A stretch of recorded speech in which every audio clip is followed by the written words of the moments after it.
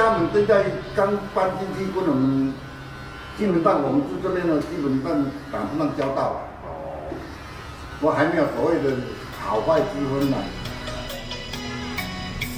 你曾有情过来，只听一声我等，轻轻来，想要努力，因为可能。我为什么要搬过这边？就是说，我的观念总不能永远在靠别人，就是说搬出来，就是说自己要好好去独立，去创造自己的人生，也不能说永远都是要靠兄嫂这边，不能永远在那边啊。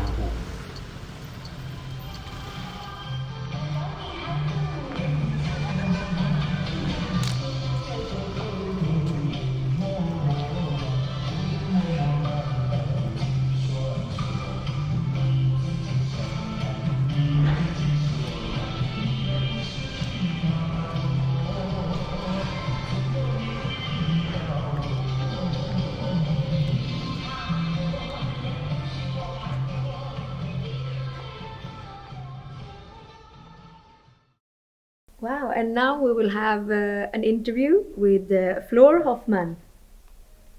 Can you hear us, Flor? Hello, yes, I can hear you. Can you hear me clearly? Yes. Yeah. Hello and welcome, and thank you so much for your film. We're very happy to have you, and we have prepared some questions for you. So we was wondering if you would like to tell us a little bit about the process of making the film. Yes, I'd be happy to. So I made the film while I was living in this building that you've been watching in Taiwan. It's the second social housing building in that city. So it's the city of Taichung, and they recently just started with social housing. So they invited a group of social designers, Taiwanese social designers, to host workshops and to kind of investigate how people were feeling there. So I moved in together with the first residents and lived there for 4 months and tried to make a connection with them. That was very hard in the beginning because I'm practicing Chinese now, but at the time my Chinese was not very good. And they didn't really speak English. And also they were all very busy. They were all working hard during the day. And I was really struggling to find a way to organize a workshop that actually would be interesting for them or relaxing or fun.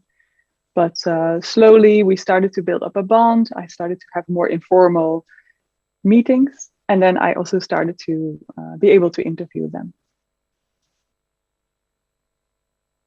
Yeah, thank you so much. So you talked about like creating that bond with them. How long did it take exactly to get that bond, to actually get them to open up properly to share their lives with you? Yeah, a pretty long time. So I was there for 4 months, and I think for the first 2 months I was only there playing games outside. Once I hang a very big paper in the hallway and ask everyone to come and make a drawing in the time that they would like to. So it was not like a set workshop time. I think that worked pretty well because then I had these kind of small talks with people. Sometimes I also ask them for advice about where I should go because as people say in the film, it's a very remote area of the city. So it's really hard to move around. And for me, especially, I couldn't read the bus signs and things like that. So I actually also asked for help. And I think being in this vulnerable position also kind of helped me to build a bond more quickly. Yeah. So the way you thought about how the movie would be when you were finished, did it change during your process, or did you all the time have the same way you would like it to end up? No, it was a very organic process. So that's a really good question. I would have to think a little bit. I actually was planning to make a film together with them about it being so remote. We had an idea with several residents to create a kind of a special bus line for this social housing to go to the city center. And I thought in the beginning that the film could revolve around this idea. But that was a bit more difficult to realize in such a short time. And I realized while talking to residents that only this idea of starting something new for the first time in your life, sometimes on a very, in our eyes, maybe a late age to live by yourself for the first time, what that does to a human, and how other people see you then, and what you feel when you go through this transition was already interesting enough for me to make the movie about. So it changed during the process. Yeah, that's really interesting to actually have a process that's always changing. We were wondering, what was the most exciting thing that you take with you from filming this? What was the best memory? To me, it was very special that several residents were really struggling. For example, Mr. Huang, the man who was using a wheelchair and performing music, he was really struggling just with his daily life and finding his new ways. And he was quite withdrawn and not very happy to involve in the community. But doing this film and talking about his life kind of made him open up. And he also became more open to other residents because he felt like, oh, we're in a movie together. That's so cool. And let's talk about it. And we screened the movie as well in the flats, and the government came, and so it was like a big party. And then it was really nice to see that residents connected. They felt very proud, and I think they saw it themselves in a different way after, and also each other. Like, these personal stories from each other are not always the thing you talk about when you just meet.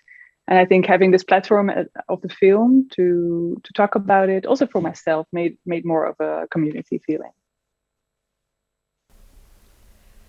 With all these different people creating a new home, did your way of perceiving home and belonging change during your filming and during the process? Wow, I really like that question. That's a very beautiful question. Yeah, I realized a lot of things that I actually missed when I was living there. I think being mobile is such a privilege to have, actually. I really felt quite stuck. It was also a personal thing. I had the injury at the time in my knees, and it was already far away from the city center. There was not really something I could do there except from living in that building.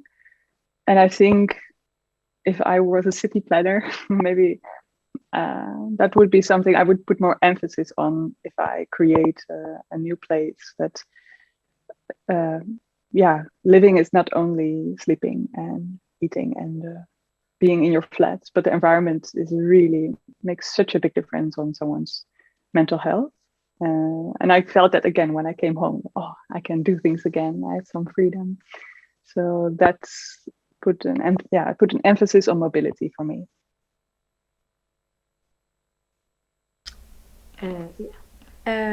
So we were wondering, do you have any other projects planned? Like, what's your next project about? Yeah, at this moment I'm investigating a city in Belgium.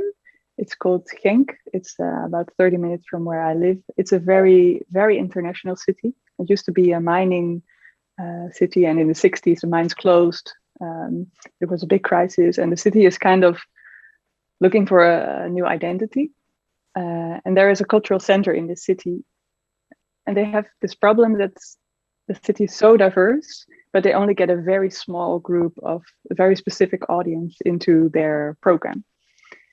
And I think that's an interesting problem that I think a lot of cultural institutes are facing. And in the film, I'm going to investigate how different groups with different social or cultural backgrounds actually host events, because my wild guess would be that it's very different than what the cultural center is actually providing. So I'm very curious how they do that. So I'm going to join a lot of events, very informal ones, like hopefully also weddings and street parties or barbecues. And I hope to learn something about it. Yeah, and with that, we'd like to thank you for your time and for the heartwarming movie. It's been a pleasure to have you here and to listen to all of your thoughts. And good Thank you luck so with much. your oncoming project. It sounds exciting. We're looking forward to seeing Thank it. you. Thank you so much. Also, thank you to the whole festival, especially Emily Carlson Gara. I hope I pronounce it kind of correctly. Thank you for having me. And I'm looking forward to see all the other films. Okay, bye-bye. So that was all we had to say today. And we have a really nice time here with all of you, and we're looking forward to watching all of the other films during the rest of the day. So keep watching the live stream. You won't see us any longer, but there will be other hosts and a lot of more exciting films. So keep watching. We're doing this until 3 in the morning, Swedish time. Thank you so much.